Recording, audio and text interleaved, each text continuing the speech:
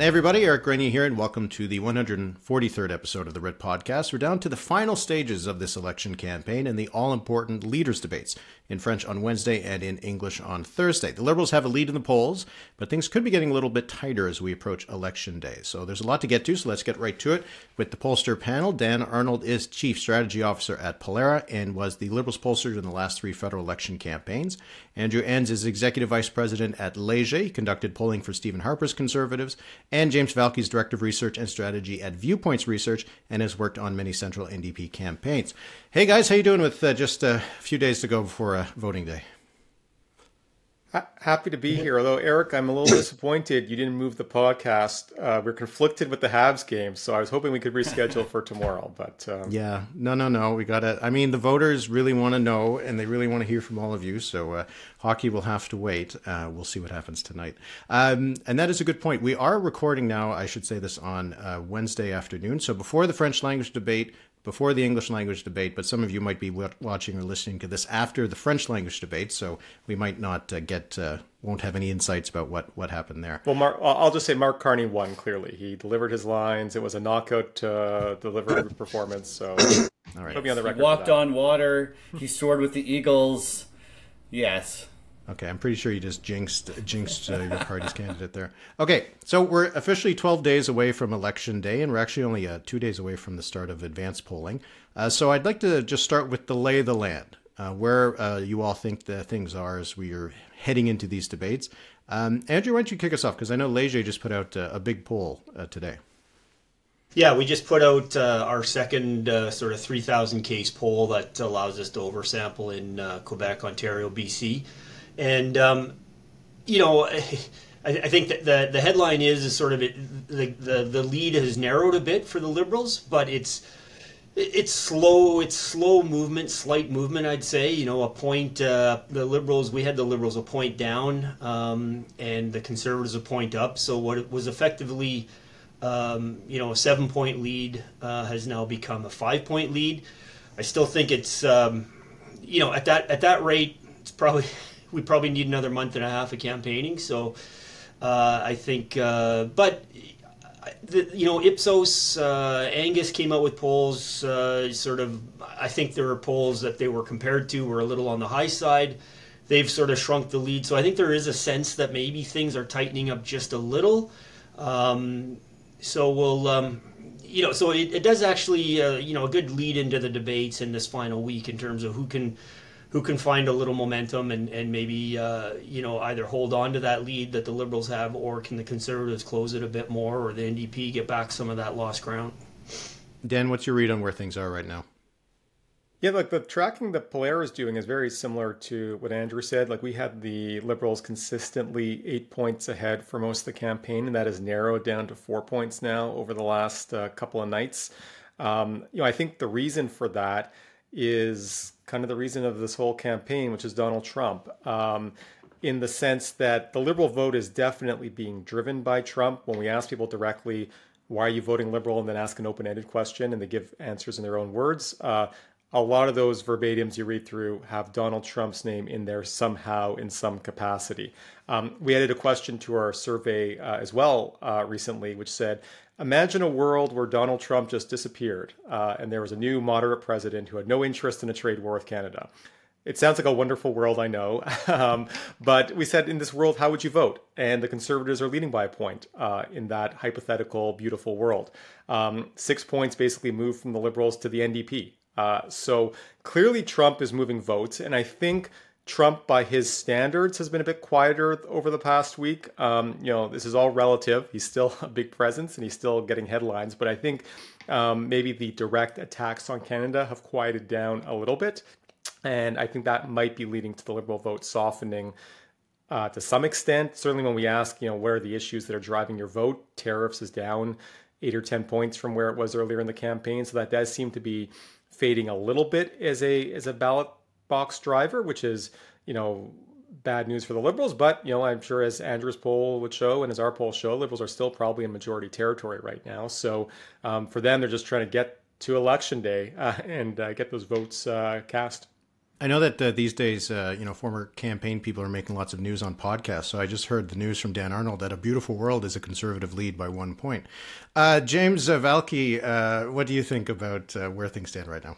Yeah, I'm happy to give my advice, but my insight. But to start with, Eric, I'd like to let you know, and the folks know, that Viewpoints Research has actually been conducting research for the federal NDP this campaign. Having said that, where things stand right now, and similar to what Andrew said, Quebec, Ontario, BC, this is where the big numbers are. And you start hiving down, like the national numbers are great, but you have some outlying regions that do a good job of inflating the tires for one way or the other, right? The Conservatives running up the score in rural Alberta and the Liberals running up the score in Atlantic Canada kind of offset each other, but to a certain degree, you're looking at where the seats are, and that's Ontario and Quebec, and to a certain degree in BC. But if you look at Ontario and Quebec, the red team is quite far ahead. And as Dan said, one of the things we're looking at is sentiment, and Trump, his tariffs, his entrance, it has been a black swan event, like I said.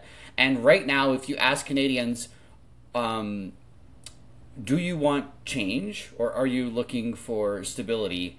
The answer would be yes. And that is where we're at. The sentiment is in conflict. They want a difference from 10 years of Liberal government. That is a strong sentiment. But they also are feeling as though the instability and the change that is on offer, whether it's through Trump or people projecting that onto the Conservative leader, it scares a lot of people, and it makes them just want to pull the comforter up a little bit further over their heads and hunker down. So we're having a bit of a conflict right now, and as Dan showed in the hypothetical imaginary world where the U.S. president didn't exist or existed in a different form, people have different opinions, but it's here and it's now, and I think parties are looking at how that's going to impact them, and they're doing that regionality seat focus and seeing where it works out for them. Yeah, I think, my view has been that if this election had been taking place last fall and we still had the change of leadership, we wouldn't be in the current situation we are, right? It's just, I think that Trump factor is pretty significant when it comes to people's voting intentions. Yeah, and it's propelling Mark Carney's narrative and brand through the roof. A guy who has never been elected to public office, who people actually don't know what his public persona looks like. He is an empty vessel people are projecting their good hopes and emotions onto, and for them, that is the formula that's got them in the lead. Andrew, do you have a view on whether there's been a change in how Canadians are viewing the two leaders? I know that at the beginning of the campaign, Carney's numbers were quite good, and Pierre Poilievre seemed to be heading in the opposite direction. But has the campaign actually changed anything in how people are looking at those two leaders?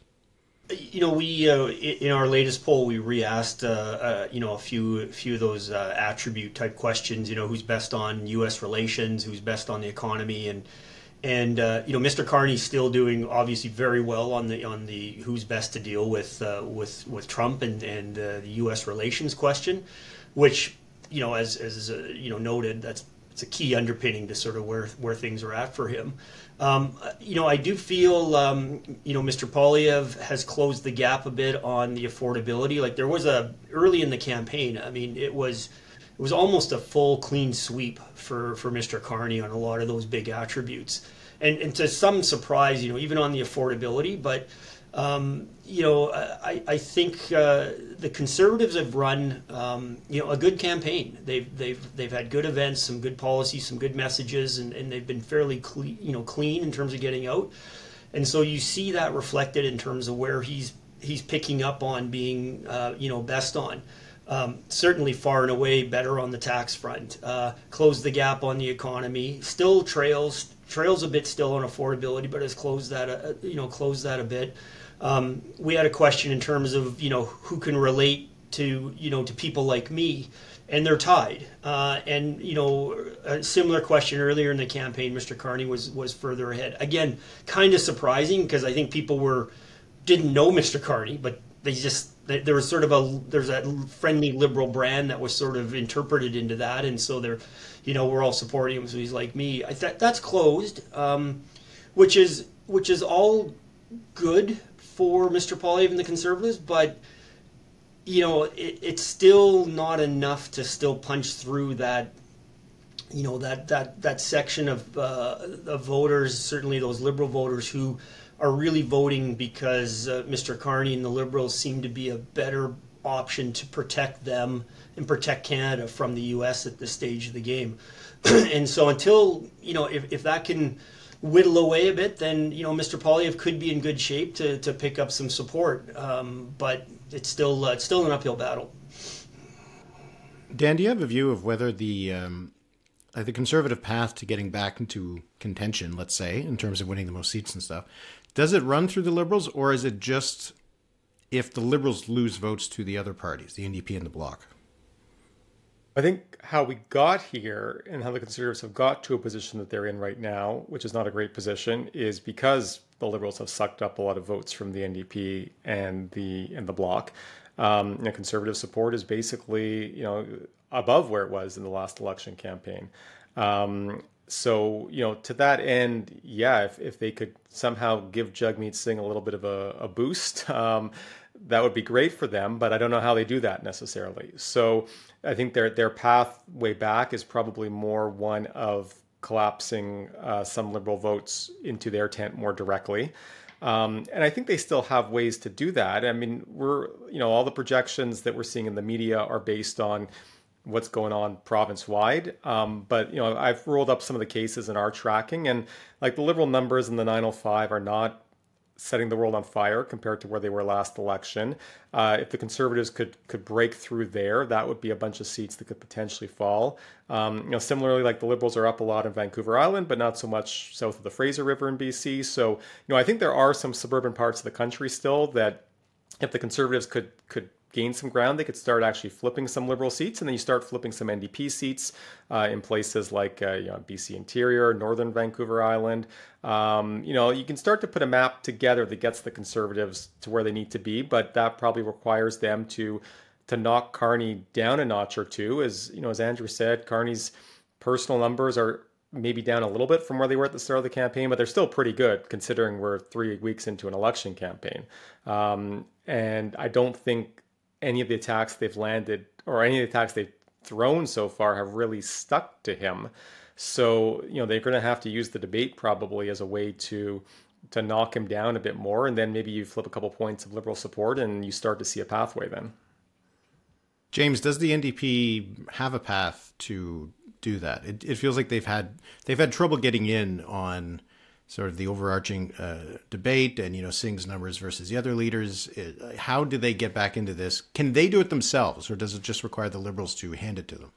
Well, I would disagree with Dan on a couple things. One, there's really not a lot of time left in this campaign to have an impact, and the big things in front of us that will have an impact are, this is the day of the French language debate and the eve of the English leaders debate, and then we go into 4 days of Easter weekend, right, where people are sitting, watching TikToks, viewing YouTube clips, watching this podcast, seeing things on X, the Everything app, and they're making their own assessments. So the idea that the NDP and the Conservatives need to knock down Mark Carney, I think, is a false premise. Mark Carney, like I said, is untested, and the expectations of him for these debates, if he stumbles, that might be enough for the Conservatives to find a path, for New Democrats to find a path. If he face plants in either of these debates, or if he falls into clear pitfalls that he can't seem to avoid on tax havens, I mean, the other parties need to be ready to pick up that fumbled ball and run with it. So I think there's a lot of risk there, but for the 3 weeks of the campaign thus far, Canadians have perceived him as being this person to come in and take over, but they've not seen him in action. And I think this is an opportunity for them to see him in action. And I think New Democrats are doing the best they can to position themselves, both in arguments and insight from local campaigns about the best way to manage expectations and manage expectations of Mark Carney amongst the voters that they care about. Dan, just quickly, who is voting this weekend? Who are the people that go into advance polls? I mean, it tends to be older voters, which, you presume will be a higher share of Liberals that vote in the advance polls. We'll see if that's the case. And I imagine there'll be some polling coming out of the weekend that will show a bit of, which party's supporters tend to turn out a bit more. Again, it should be the older voters, which should benefit the Liberals. Okay. Now, obviously, we all work in the polling industry in some fashion or another. And there's been lots of talk about the polls over the last little while. And obviously, we all believe in the polls. This is what we do. But there's... I see T-shirts that say otherwise, Eric, but go on. Yeah, I know. But I'd like to talk about not so much the narrative of the polls, that kind of thing, but we all know that polling is an exact science. There's always going to be limitations to it.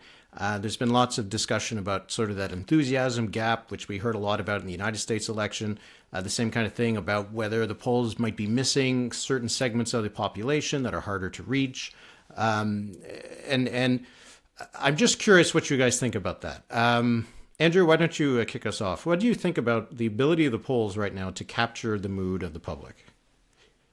Well, the first, I say that the polls are doing a pretty good job capturing the mood of the public and capturing the vote. I mean, the industry in Canada has actually done very well. We've had some, obviously, going back to a BC election where we missed things, going back probably almost 20 years now. We learned from that. I think by and large our industry is strong and it's transparent. And there are some outliers in our industry that we all know who they are here on this call, and they tend to. They have some inclinations, and occasionally one of their polls will pop out, and you kind of look at it. But for the most part, they're easy to identify, and there's been a pattern here. So, I think the polling is good. It's capturing generally speaking, and I mean a lot of this is sort of the backdrop is what happens in the U.S. I mean, we don't have firms here in Canada that exclusively. They'll do media polls, but they work for a political party like they do in the U.S. I mean, there are Republican pollsters and Democratic pollsters in the U.S., and that's all they do, and they'll still put up polls to the media. So you have to take those. We don't have that sort of industry here, which I think is a good thing. There's a question around, are we missing some voters? There's a couple things that I think are worth noting here. Online panels, I find that they tend to underrepresent the right of center conservative vote more times than not. We found that with our panel on occasions, and we track a lot of elections and we look at it after. The one exception was this last poll in Ontario, where the online panels tended to overrepresent the Conservatives, which is now a bit of a conundrum, right, in terms of what was behind that, because that was one of the few times. The other one that's kind of interesting is that young 18 to 34, always a tough demographic to get, whether it's on the phone, near impossible now, even in the online panels. And I will say, there is a certain those 18 to 34-year-old men, we're seeing it in some of our polling. We put out a youth poll actually this morning, 1,000 18 to 34-year-olds. And that cohort is actually voting fairly heavily by, in their sort of traditional standards, voting heavily conservative. That presents a bit of a problem because they are also really tough to get to do a survey. They're hard to reach. So those are a couple of things where I think it's very minor. I wouldn't say that this is 5% of the voter population that we're missing in polling, much to the chagrin of some of my conservative friends. But it's possible that at the end of the day, on E-Day, you could underrepresent, the polls might underrepresent the Conservatives by a point or two. That's happened in the past, and you try to account for it. But I don't think there's any sort of massive population that we're not reaching that sort of would cast doubt on what we're seeing on a pretty regular basis on the polling. James, what do you think? Yeah, I think that I agree with Andrew. First and foremost, the industry is pretty sharp about what it does. I mean, there was, as we saw a year or two ago,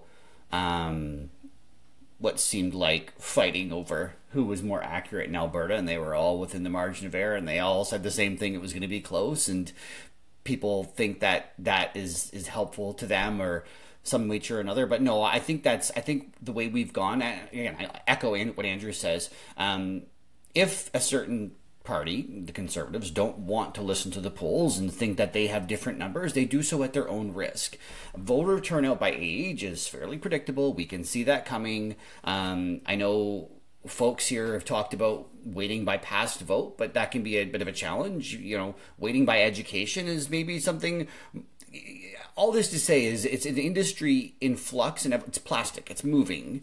And I think that the proof is in the pudding. And if you look at how the bigger numbers have fared over the last little while, they have fared fairly well. Now, does that mean the seat projectors are accurate as we saw in Ontario? The answer is no. That's a different story altogether, because that's where the on the ground, the get out the vote operations become incredibly important, right? So if you have an incumbent that's been there for 12 years, there's a very good chance, if they're competitive, that they have a very strong get out the vote operation, and they know every household and the number and how they vote, and if they don't see signs here, if they don't see signs there. Like, there's a lot of feedback that campaigns look at internally. I'm kind of getting off the overall question, but I do think that, like, at a certain point in the campaign, the polls,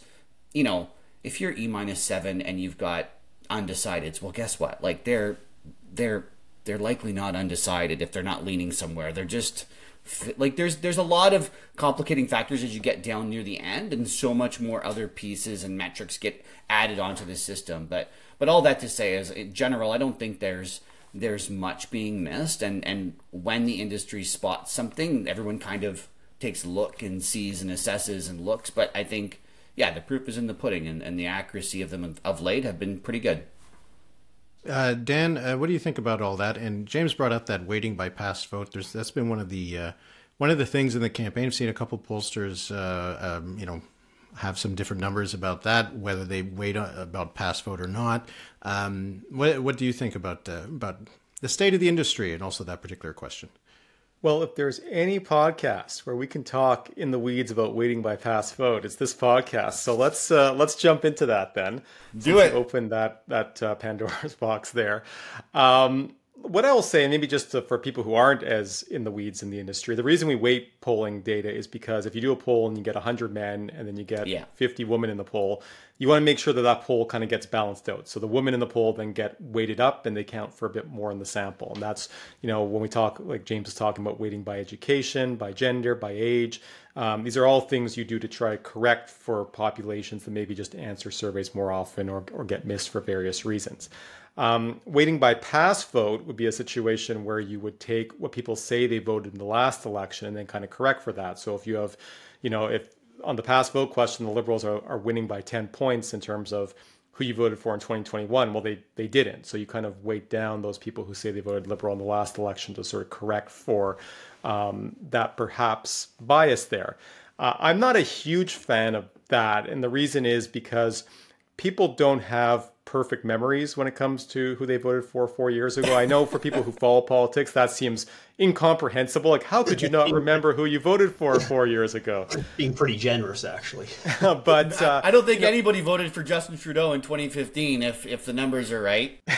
Yeah, but for most regular people, I've been in enough focus groups, and people mix up the 2015 election and the 2021 election, and they mix up federal and provincial. And it's like if you asked me, like, who was the Super Bowl halftime show 4 years ago, like, I don't really remember. It wasn't the most important thing in their lives, so they don't really remember. And even like when we ask the question, 10% of people admit they don't remember who they voted for. So it's not a perfect measurement of how they voted for.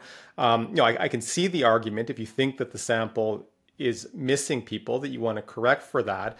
But I just don't think past vote is the best metric of that for that reason. And even case in point, I looked at our Ontario data from our tracking survey. And yes, we have the 2021 recalled vote a little high for the Liberals, but we also asked people who they voted for in the Ontario provincial election, and Ford's vote is a little bit high there. So if we weighted by past federal vote, the Liberal vote would go down. If we decide to weight by past provincial vote, which is more recent, the Liberal vote would actually go up. So in the end, like, at Pollara, we're using gender, age, education, and we're taking a lot of time around education to make sure that we are, covering the differences between provinces in education, because Quebec has CEGEP, and, gender gaps for education are different for young people and old people. So like spending a lot of time on those types of quotas.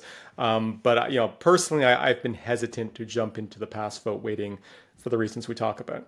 Well, and I would just say, Eric, in this environment where, there's strong emotions, there's been a lot of switching. We know from the data that there's been a lot of people who voted one way in 2021 are now considering voting a different way.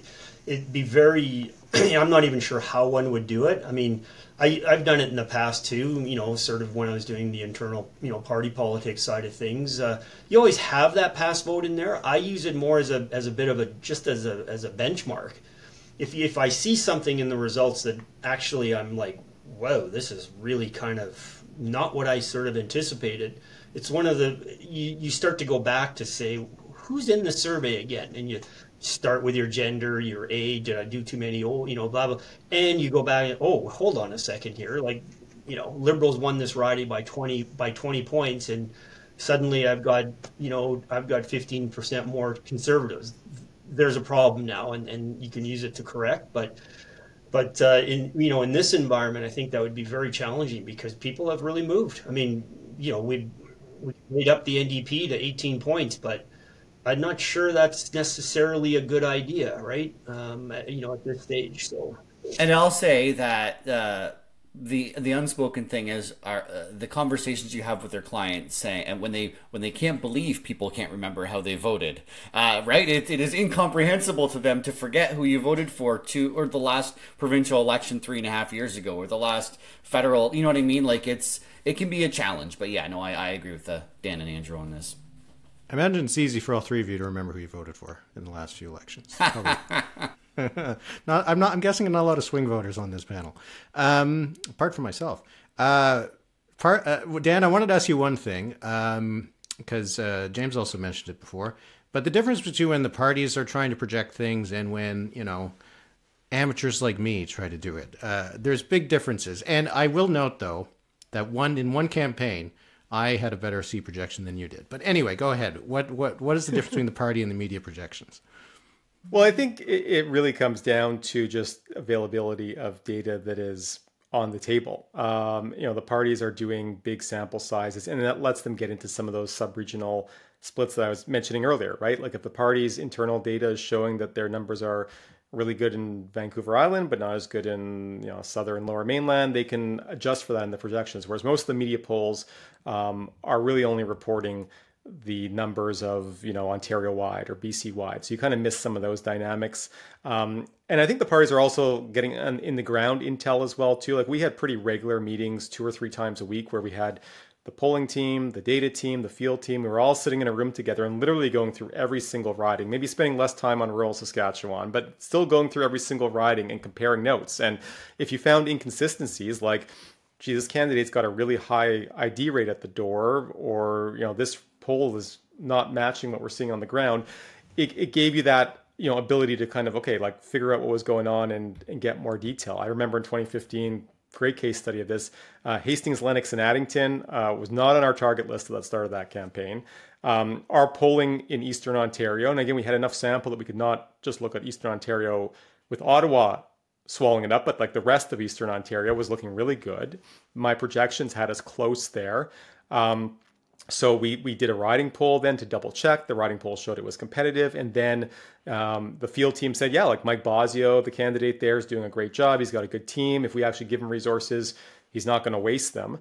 So, the neighboring ridings gave him some volunteers. The third party leader then stopped by the last week of the campaign, did an event in the riding. We ran some digital ads there, and he won the riding by 200 votes. So I think that's what the parties are trying to do, is try to figure out, based on all of the data that's available, where are those close ridings? And then they're going to just pump the resources into those ridings this last week and a half to try to make sure they get them over the finish line.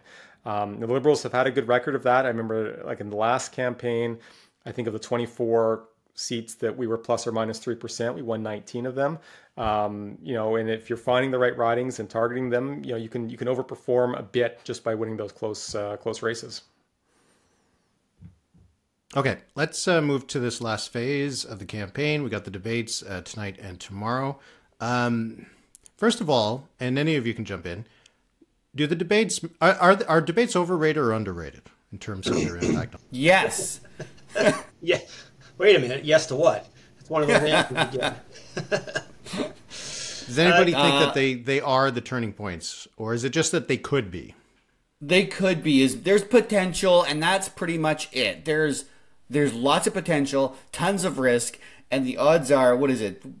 Paul Well's third rule of politics is the most boring outcome will likely be it. Nothing's going to happen. But for parties that everyone's looking for this quote unquote knockout punch, and you never know, it never really becomes clear that it's that until a few days after the campaign, and parties will all align saying that their person did great, their leader did wonderful, but they will be watching the TikToks, the YouTubes, X, the Everything app, Blue Sky, all the things to see if there's anything that picks up steam or goes viral or a specific. And this is kind of, I guess I'll talk about like how research is used at this point of the campaign too, because this is what they're looking for. They're looking for these little nuggets of gold that connect the question on the ballot they're trying to conceive, the argument they're making to their target voters, and something that nods heads around a focus group, right? Like they're looking for that thing, and the hopes are they can get that out of the debates. But like I said, they're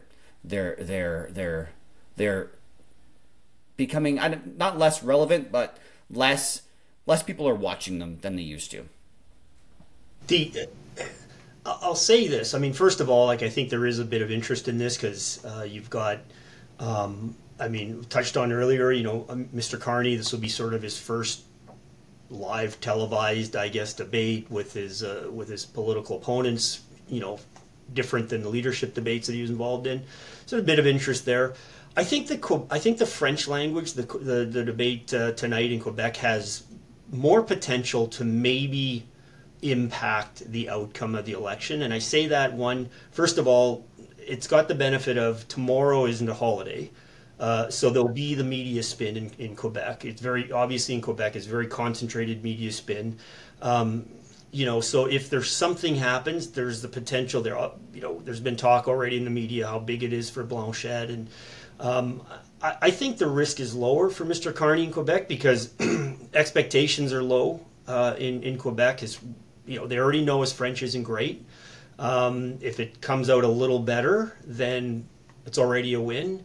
I think, but we'll see. Mr. Blanchette will be going hard. I think this is really critical for him to kind of turn things around in Quebec and see if he can't get back.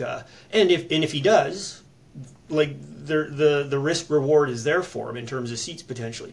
I think the English language debate. I mean, I think in some respects it's bigger risk for Mr. Carney, but that's mitigated because the next day is Good Friday. You go into the Easter long weekend. The media cycles for voters is interrupted. It's different. So whether or not if there is some moment in the debate, and just as a reminder, the moments can come sometimes from the moderator and not necessarily the candidates themselves. So you never know. But it might be sort of mitigated a little bit in terms of the impact on the actual voters themselves. Well, we'll see. But I would say certainly everybody's got an opportunity to generate a bit of momentum coming out of this coming out of this weekend, and they obviously are hoping to get that for that final run to the finish line. Dan, what are people like you doing tonight, tomorrow, and next week? Well, I'm watching the hockey game tonight. People in your position in the campaign. In my past life, doing polling internally for a political party. Different things. And I've tried different things over the years to get debate reaction. In 2015, We did some dial groups, at least for the first debate or two, which is, again, when people are watching the debate and they are turning dials if they like or don't like what people are saying. You actually see lines going up and down on the screen. I kind of moved away from that, though, because in a 4 or 5 person debate, it becomes very difficult to understand why the lines are going up or down when the candidates are talking over each other. So I don't usually do that as much anymore. In recent elections, I've done kind of live focus groups. So in the Saskatchewan provincial election, I was doing polling for Carla Beck. We had 20 or 30 people in a room together just watching the debate on a screen. And with my 7-year-old daughter, we did little popsicle sticks with Carla Beck's face and Scott Moe's face on them for 30 people. And then as the debate was going on, we had people holding up the stick when they liked what one of the different leaders was saying. So you got still a bit of instant reaction, but could at least tell who they were reacting to. And then you have a discussion afterwards, right? In terms of what were the moments that stood out to you, and how did this person come across? And what do you think about this time when so-and-so said so-and-so? So, it's, again, qualitative, get a bit of a feel for what pops. But, no matter what the parties are doing, what they're trying to understand is, what are the moments that they can try to amplify and make a thing out of going forward. What were the 1 or 2 moments from the debate that you really want that clip to be, as James was saying, on TikTok, on X, wherever. And if you can figure out, what are the moments that are really clicking with people, you can put some resources behind amplifying them. And for the people then who don't watch the whole debate, which is half the people who, hear about the debate will not have seen it. They'll just see clips online afterwards. So, you want to make sure they see the clips that are the ones that are most impactful for you. So, that's really what the parties are trying to do. Done some overnight surveys as well, too. Depending how the time zones fall out, you can sometimes just get an online survey launching right after the debate has done. And by the next morning, have a couple hundred completes from people who've watched the surveys. Once you start getting a couple days out, it's less important because there's only so much you can do. You find out 4 days later that you won the debate. That's great, but what are you going to do with it? Unless there's another round of debates. In the New Brunswick election, which I worked on for Susan Holt in the fall, there was actually 3 debates. So we actually tested a lot of the clips from the first debate so that we could see what was working and what wasn't working, and then come back for the second debate and make changes. In this case, I don't know if it's that useful, really, to find out what worked or didn't work, because ultimately you're going to be right into your closing arguments the next day anyways, kind of regardless of what happens in the debate. James, so anything else to add on that? What research is going to be done over the next little while? I mean, the ads are bought. There are some things you can change in the final legs about how you direct some online advertising, but to a certain degree, folks are in end game messaging, ballot question definition right now. These debates will solidify what they think their ballot question is going to be for their voters. I mean, like Dan said, at a certain point, what can you do with some of that research? And if the answer is hyper-focus resources to specific ridings, then that is a good use of the information, right? But like I said, the campaigns are getting metrics from numbers that are coming in from the doors, from phone banks, from different things that help them get a better sense of how things are going on the ground. But to a certain degree, after this debates, after the long weekend, there's basically just over a week left in the campaign, and it's hard to unpack it. However, I'll also say, some of the research provided at this stage of the game will also, and that resource allocation will target where the leaders go. It will be very, very, very, very telling next week where the leaders are stopping in, and it'll be a good sign of how the campaigns are feeling and what they perceive the outcome may or may not be. We'll see. Andrew, for the three of you, when you've been on campaigns, when's really the last day that you're very useful? Well, I mean, depends how you define useful, I guess. I mean,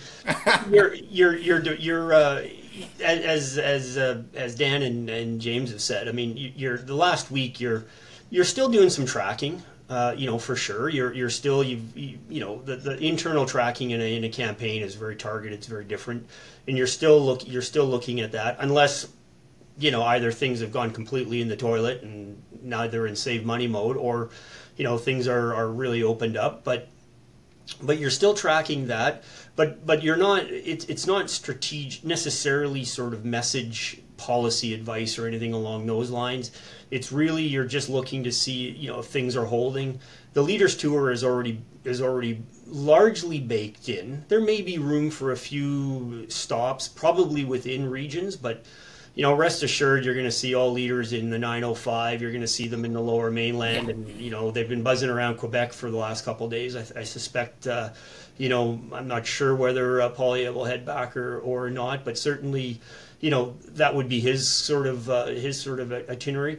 I mean, then there's the sort of the call on the eve of the election of E-Day, and it's like, so how many seats we gonna win, right? Like they put you on the spot in terms of so what do the numbers say and what's going on, and obviously when you're the internal pollster, I mean, rubber hits the road time in terms of what's going to happen, because campaigns, they need to inform the leader and prepare accordingly for election night. So, I don't consider that being super useful, but they do come at you. And I'll add those internal projections. When you start adding the candidate's name to a riding by riding survey, things change from the national narrative. And like Andrew said, they put you on the spot. And what are we looking at here?